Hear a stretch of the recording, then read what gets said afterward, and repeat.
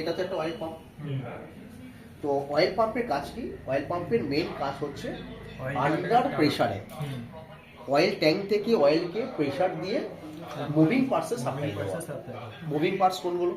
Crankshaft, camshaft, connecting rod, valve, এইগুলো মানে যে সমস্ত পার্টসগুলো মুভ করছে তাদেরকে মুভিং পার্টস বলা হয়। মানে মুভিং পার্টসে কিন্তু আমাদের লুব্রিকেট করতে হয়। তো যে পার্টসগুলো আমাদের স্টেশনারি পার্ট সেইগুলোকে লুব্রিকেট করার প্রয়োজন নেই, তাই না?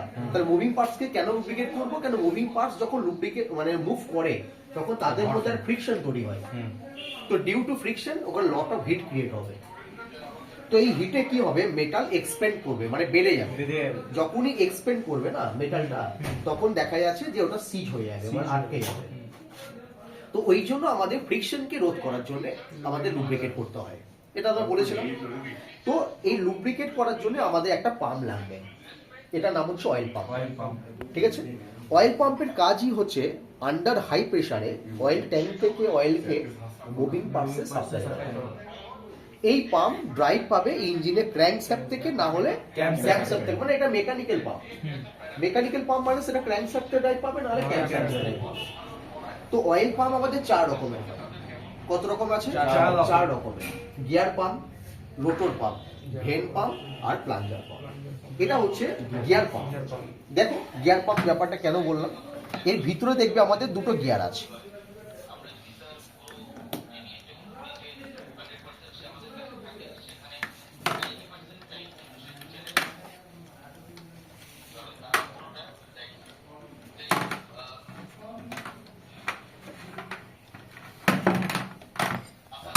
দেখো এখানে দুখানে গিয়ার আছে। আচ্ছা একটা গিয়ার নেই। আচ্ছা আচ্ছা,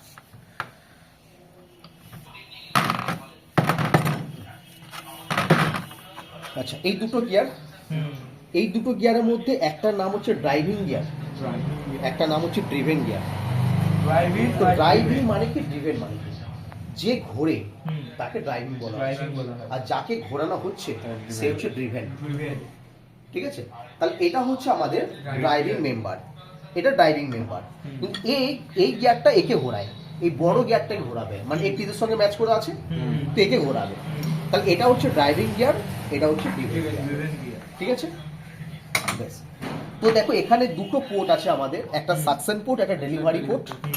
তো এটা আমাদের সাকশন পোর্ট হবে, আর এটার নাম হচ্ছে ডেলিভারি পোর্ট হবে।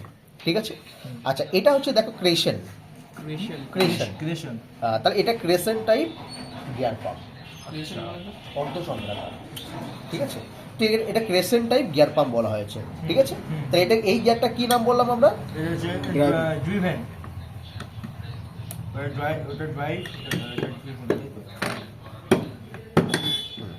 এটা নাম হচ্ছে আমাদের ড্রাইভ, এটা নাম কি বললাম? Driven gear.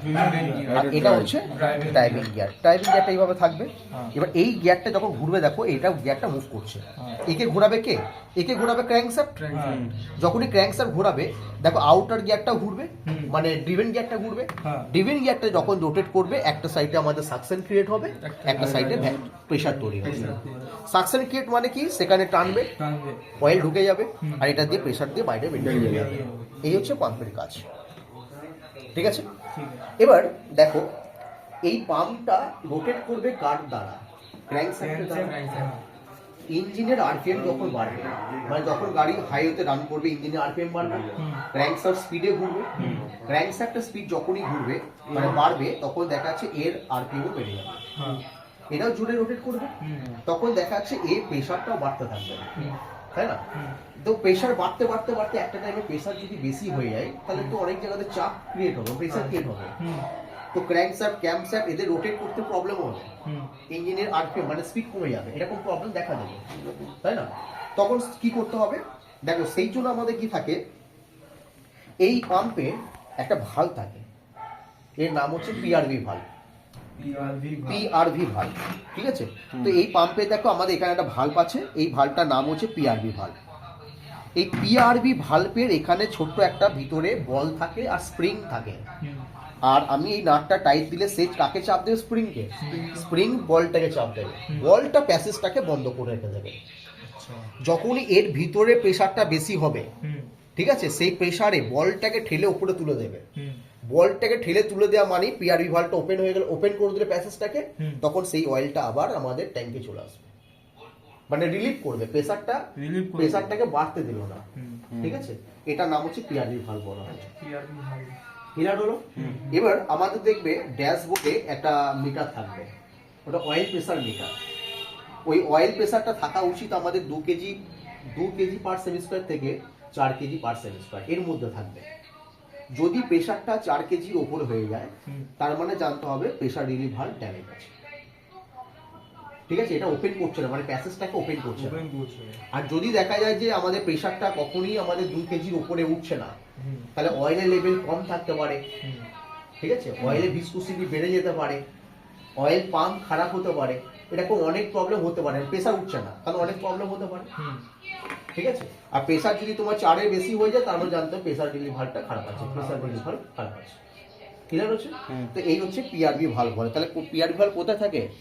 বন্ধ করো।